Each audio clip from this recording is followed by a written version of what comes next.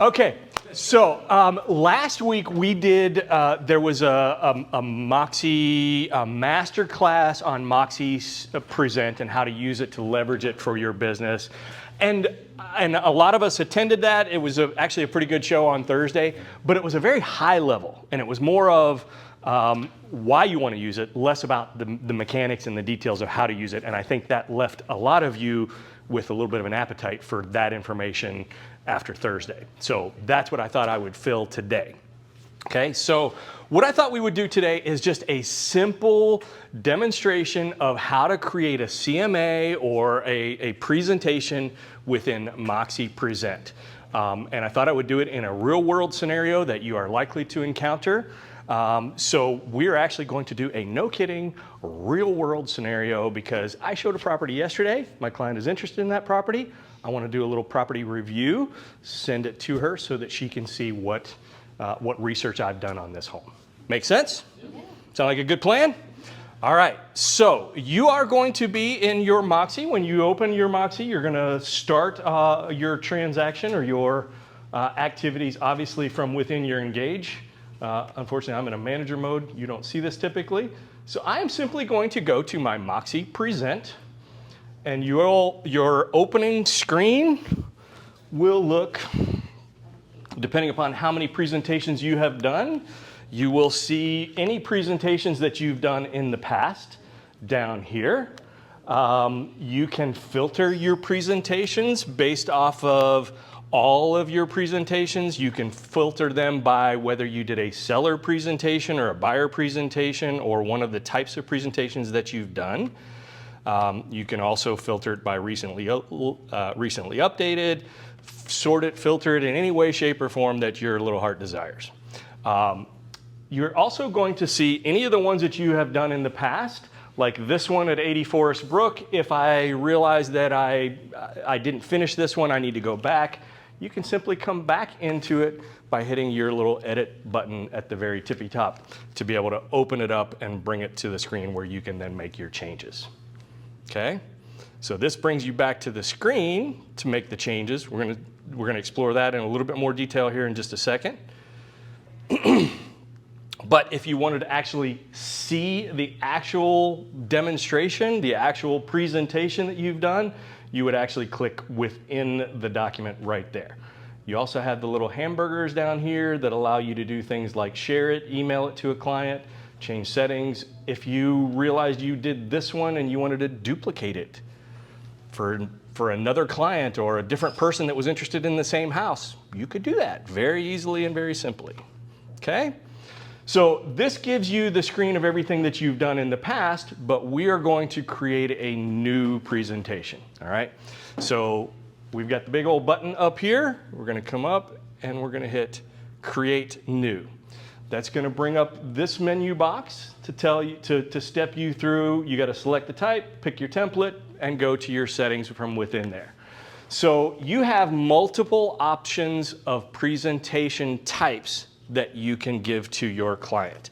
You can give them a seller presentation, so a true listing presentation to go through comps and with all of the ancillary salesmanship slides that are like, here's my marketing plan, here's why communication is so key, here's the photography or staging, all those little slides that are in there. That's how you can showcase all of that. You could do a simple property review. That's what I think I'm gonna do for my client today, because it's just, here's the property and here's the comparables associated with it. This particular client has worked with me in the past. I've done a buyer presentation. She's already got a buyer's agency, a buyer's brokerage agreement signed. I don't need to do a whole lot of the salesmanship-y stuff. I just need to send her details on the property that she's interested in. So we're gonna do a property review today, but you could also do a buyer tour. So that's something that you could do as a high quality presentation. Maybe you've booked 5 homes today and you're gonna take the MSO out. And when you take the MSO out, you could create your presentation in a buyer tour, have that on the screen of the MSO, cycle through. As you're going to the next house, you can show them the pictures of the house that they're about to walk into. Pretty sweet, right?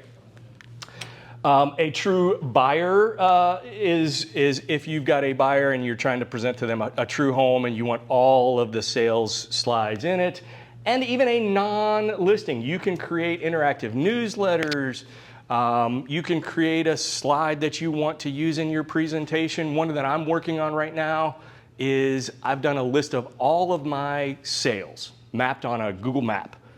And I'm going to take that and I'm going to convert it into a slide and put it into my presentation. I'll be able to show them, here's every home plotted on a map in Metro Atlanta that I have sold in the last 8 or 9 years. It's a great little tool, right? Okay, so these are how you select the different types. I'm going to do a property tour. And then the next thing it's going to do is it's having me pick the template, and then it's going to go to some settings, and it's going to say, which template do you want to use? There are multiple options for you. So we have Century 21, we have my templates. I can create my own templates in here. And I'm gonna show you how to do that here in just a second. We have some brokerage templates that are in here.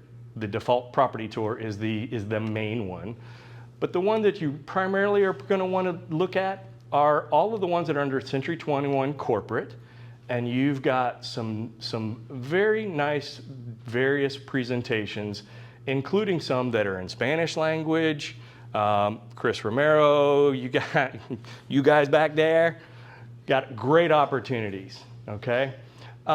In this particular case, I'm just going to, because I was just doing a default property review, I'm just going to use this one. If I wanted to see what pages are in here, you can see the exact pages that are in the tour. In this case, that's the one I want to use. I'm going to hit continue. Now I'm going to name it up here. So this is, normally you would name this by your client's name. I'm just going to do, what are we going to do? Test. And I'm using, you select here which MLS you actually select. And down here is the property that you select is going to use some search criteria, and it's asking you, do you want to use total square foot, total finished square foot, or above ground finished square foot? Do y'all know, for the purposes of CMA, which would you select for this? Above ground. Why? Who said above ground? Oh, I Did you? Why?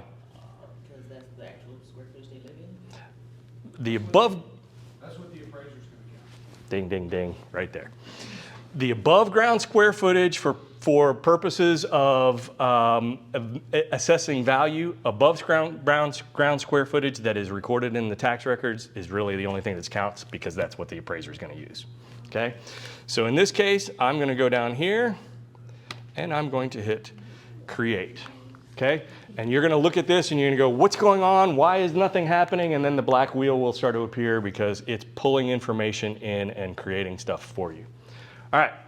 Now you're going to see this. These are the steps. I don't know if you can see the little caret. It's real light. It's hard with the light in here. But those are steps that flow from left to right across here. And these steps are going to be the same for every presentation that you create. The steps are going to look exactly the same, and they're going to be right across the top. The first thing that you have to do is tell it, what is your subject property? What property are you comparing everything to? So in my case, you can do this a couple of different ways. You can enter in the address of the property that you have here if it's not in the MLS. The easiest way to do it is to pull that information from the MLS. So in my case, the property that my client reviewed, I have the MLS number, and it was 725 backspace 0410. Hopefully that's typing, is it? Yes. Okay. And then I'm going to hit the copy button. What's happening right now is Moxi is going out to the MLS, pulling the information from that MLS number, and boom shakalaka, what do you see appear over there?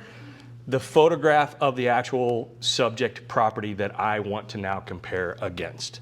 All right, and if you look down here, you're now going to see all of the information about the home itself has been pulled in from the MLS, including the remarks and the price and information that was in there from the old listing. Okay? So now you've got your subject property. If you really were, you could get real granular and you could change the photograph right there by selecting a different photo from the MLS. You could browse them. You could look at the other photos from the MLS, but in my case, I'm okay with the MLS photo. So I'm just going to use that one.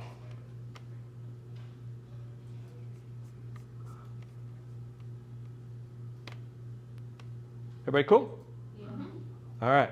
So now that we have our subject property in here, here's what I'm going to tell you. The beautiful part about this is the next step of the subject property is trying to find the comparable properties that you want to look for. Because you have information loaded against here, it's going to use the information of the subject property to create your filters for helping you find the next property, okay, the comparable properties. So we're going to hit continue down here, and the next thing is it's going to go to search. And now you're seeing it is entering the location and the criteria, and it has automatically come in and selected other homes based off of the criteria for the subject home that we put in. Okay, now we have a complete list of a lot of properties to filter through to start selecting our criteria, our actual comparable properties. Okay, so then we're going to use filters here and the map to help us narrow down our comparables, just like we would do as if we were doing this in FMLS or Georgia MLS. Do I need to go into great detail about that? I didn't think so. You guys are pretty savvy in terms of figuring out which homes to use as comparables. But the easiest and the easiest criteria is right there. You can come up to beds and baths. My subject property is actually a 4-bedroom home, so I really am only interested in looking at other 4-bedroom homes. And it's a 2.5 bath. I'm going to hit apply there. I'm now going to go from, I had what, 50s plus? Now I only have 12. Okay? So this makes it manageable to go through and now use the details here and looking at the details of each of the properties from each one here to actually select the home that you're using as your comparable, okay? So here's where you could come down through. One of the things that I like to do is right now, the sort order of this is based off of the distance. So you see active, sold, pending. That's not the way most of us typically look at this information. So most of us like to do this by sorting it by the status. Oh, you know what? Date sold. There you go, thank you. Sometimes you look at stuff. So now what you've got is the actives at the tops, pendings, and then solds at the bottom, okay? So here's where you could go through. You could look at the details here, and you can go, yes, this is a good one. I'm gonna include this one in my listing based off of, this is also a 4-bedroom, 2-bath, list price $378. Sold 1,700 square feet. It's almost exactly the same details as my property. This is probably the best comparable of all the ones that were in here. I'm going to include this. So it's because you look for mostly the sold? So this is, so a typical CMA, your ideal sample size is going to be 6 to 8. And you wanted a fairly even distribution of actives, pendings, and solds, but more heavily weighted towards the solds. Okay, so if you think about it, a list price is what somebody wants to get. A pending price is what they might be able to get. Sold is reality. It's what they got. All right, so you know that that price is good and valid. All right, so you would continue to go through the process of selecting your comps. If you go down through and Laurel Green is a good comp, yeah, I'm going to use that one.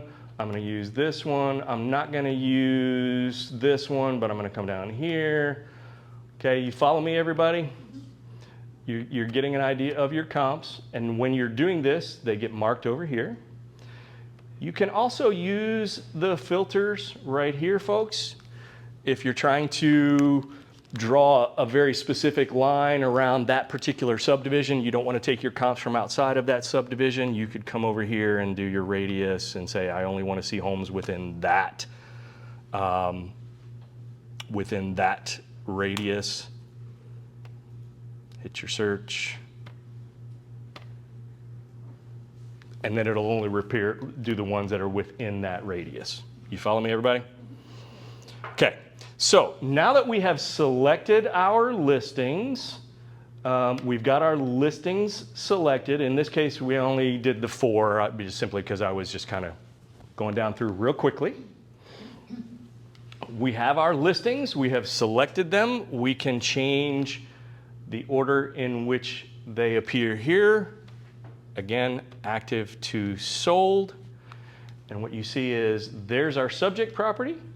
Here's the details on each one of our actual homes. And you can go through and you can edit the remarks within here. You can do all kinds of interesting information, including add adjustments. All right. What's the scenario where you've typically had to make an adjustment on a CMA that you're doing? Different room count. One home is almost exactly the same as the other one, except for this one's on 5 acres and yours is only on 1 acre. The home is exactly the same. This one has a swimming pool, this one doesn't. This is where you can make adjustments.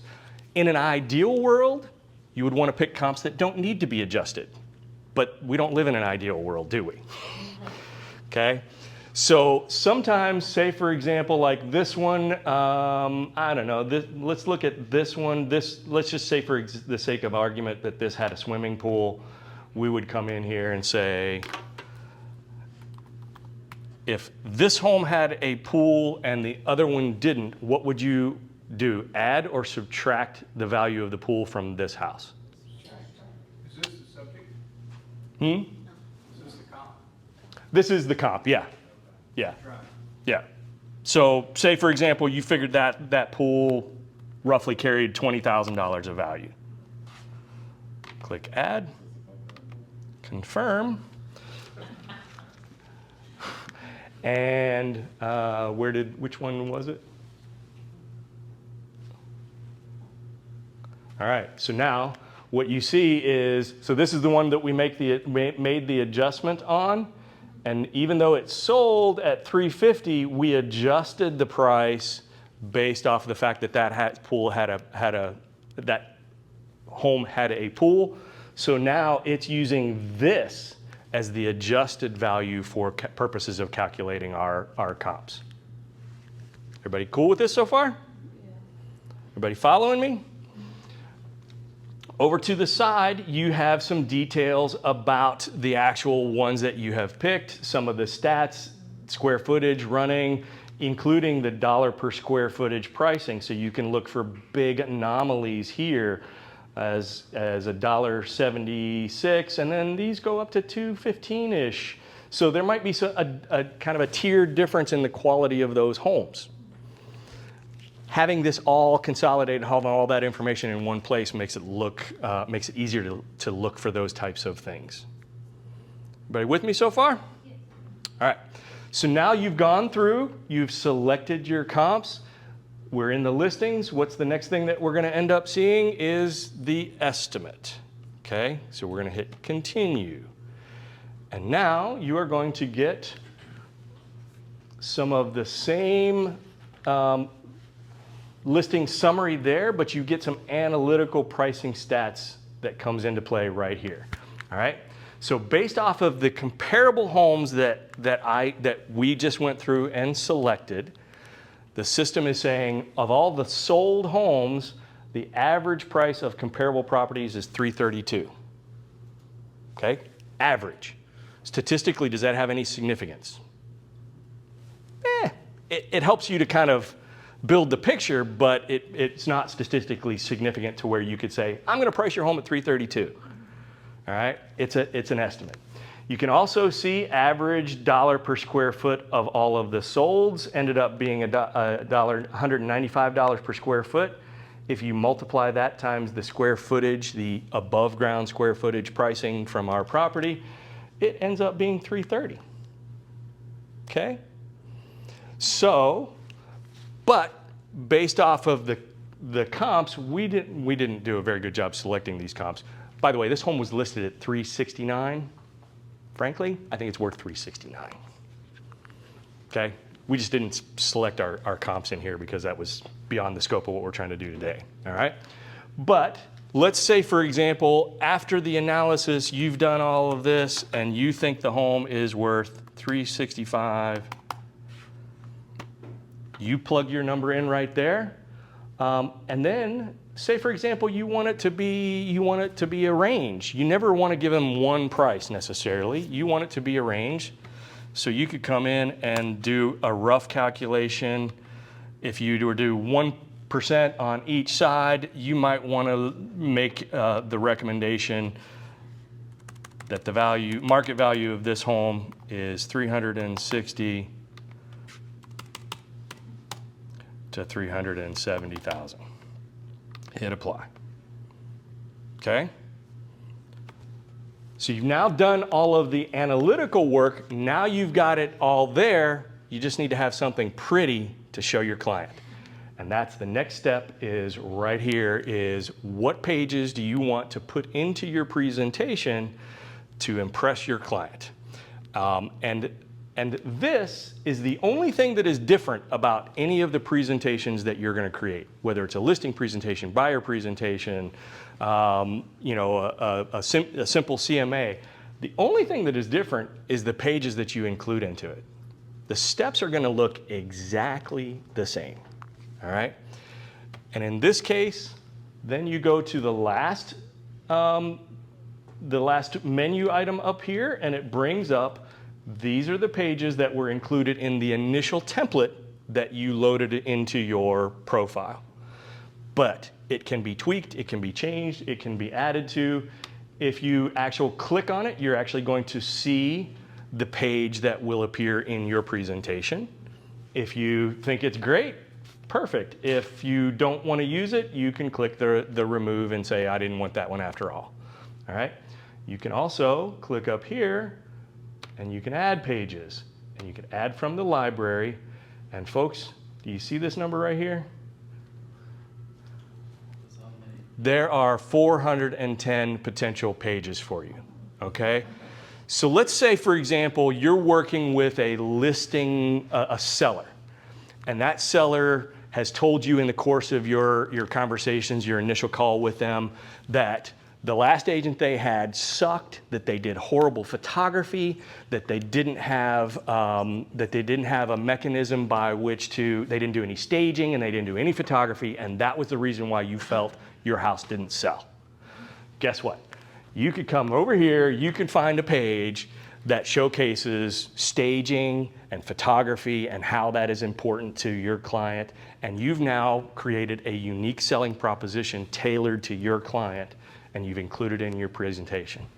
You don't think that's going to win people and have this type of professional presentation that includes the hot button issues that they were talking about? It's huge. Okay? So you can come in here, you can select the page that you are trying to add and add it to your presentation. Okay? For the sake of argument, I'm just going to keep everything that I have got in here. And we have literally gone through here, and the only thing left to do is to look at our finished product and to potentially send it to our clients. So you've got buttons up here where you can view, send, change your settings. So let's do a view first.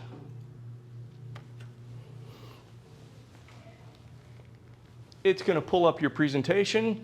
So if you're the highly polished professional agent that I think you are, you're going to come, you're going to sit down at your client's kitchen table, you're going to pull up your presentation, log into your hotspot, you're going to have it already logged in, you're going to pull up this presentation, and you're going to start launching into your presentation. You're going to say, okay, here's your property first, the subject property that we're comparing it to. Let's look at the details of the property. We can continue down through the slide presentation. Now you see your subject property and the comparables that we have selected and where they're plotted on the map. I now have, remember we said this Noah Drive, gosh, it's only a couple of blocks down the road. It's in the same neighborhood. This is my strongest comparable. I can now look and go, there's the other comparable that's priced exactly the same as our house. And let's take a look at it. It just sold early in April. It was originally at $378, ended up selling at $369. Let's look at the interior. Highly polished professional presentation that allows you to be able to go through and do this with your client. Okay? You can continue looking through your slides. This is more information presented in a slightly different way. We'll talk about scripting as we go through this in another class coming up in the near future. Side-by-side comparison view of the comps. Another comparison view, getting down to some analytics here. You've got the high, median, average down here. Price and days on the market. You show a correlation between those two. I'm trying to get to the very bottom slide, which is this one, the pricing analysis at the end. Approximate market value, 360 to 370. And these were the numbers that we programmed in that I was prescribing to my client. Okay? What are your questions, y'all? Yes, sir. When you're in the page where you're putting in the criteria to try to find your comps, Okay. are you able to basically get into the choices like you have in FMLS where it says style, is there a basement? I know you saw a number of bedrooms and baths, because those things are important if you're trying to, looking at a slab, you probably don't want to find a house with a basement, because then you got to make that adjustment. It's finished, yada yada, so those kind of things. Yep. So the filters button right there pulls up this that allows you to change it from single family, condo, a lot of the parameters that we look for are here, and you can use them, but let me show you one other trick. If you're like me and are the old heads in here, you guys that are new licensees, ignore this, but the old heads that are in here know how to do a CMA backwards and forwards in FMLS. If you like to do your CMAs in FMLS, but you want a nice tool to present them in, let me show you this little button, these little buttons right up here. So you can either prescribe by the location, or if you do your CMA in FMLS and you've got the list of the 5 MLS numbers that you want to use for your comps because you're comfortable with selecting your comps in FMLS, you can simply come over here, type your MLS numbers, your 5 or 7 or 8 MLS numbers separated by a comma. It'll automatically pull them in from the MLS. So you've already preliminarily done your research before you get to this point. Theoretically, you can either select your comps from within this tool, or you can select them outside of this tool and then just use this to make it look pretty if you want to. Yeah.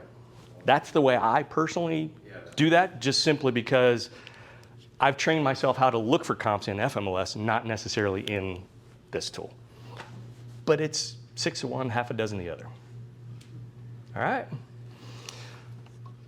What questions do you have? So then after the fact, let me get back to the main screen. By the way, this saves as you go. It saves your work. If you stop, you're not going to lose anything. It is all going to be there. And watch it make a liar out of me. There we go. So now you see it is here. The one that I created for her, it's under test. I can come in and I can now email it to my client. I can change the settings, I can archive it. I can assign this to an agent. Oh! So, by the way, this is how you do things like the help desk will be able to create a CMA and send it to you in this type of a format if those circumstances ever came up. I hope you're able to do it by yourself, but this is how another tool within the arsenal of the system. Okay? Who here is going to create at least one CMA before the end of this week? Before the end of the day? Even better. All right. And then all you can do, then to be able to share this with your client, you can email it, you can share it, you can send it to them. Oh, by the way, once you have it, if you're in here, not only can you present it digitally, but there's other options for you. You can print a portrait view of this and put it all on paper. Okay? Fair warning. If you do so, each comparable that you've selected in there probably ends up being, by the time you get all the details of that comparable and the photographs, ends up being 5 or 6 pages. So it is not uncommon for you to print a CMA that has 5 or 6 comparables in it, and it could potentially be 30, 50, 60 pages long. It's long, okay? And if you've been around long enough, you know that you don't always necessarily want to leave your comp's paper copy behind because people will use that against you. They'll use your comps against the next KW agent that they've got coming into your house, okay? So digital format on this works great. And by the way, because this is digital, if you've done this and you've sent it to your client and one of the homes that you selected as a comp was pending and it closes tomorrow and you want to update your CMA, you don't have to because it automatically gets updated. All you have to do is the next time you're talking to your client, you pull up your old CMA and you go, remember when we first started, this home was under contract, it now has closed and it closed $20,000 under the asking price. That's significant information. You need that. So when you send them the link, does it update on their end? If you send them the link, the next time they open the link will have the updated information in it. Okay? They don't have to have. No. So all they get is an email to saying, here's a link to the presentation that Letitia created for you. They click on that, it hyperlinks over to it. All right? All right, everybody. Use it in good health, everybody. Thank you. Thank you. I didn't do that very well, y'all. That sucks.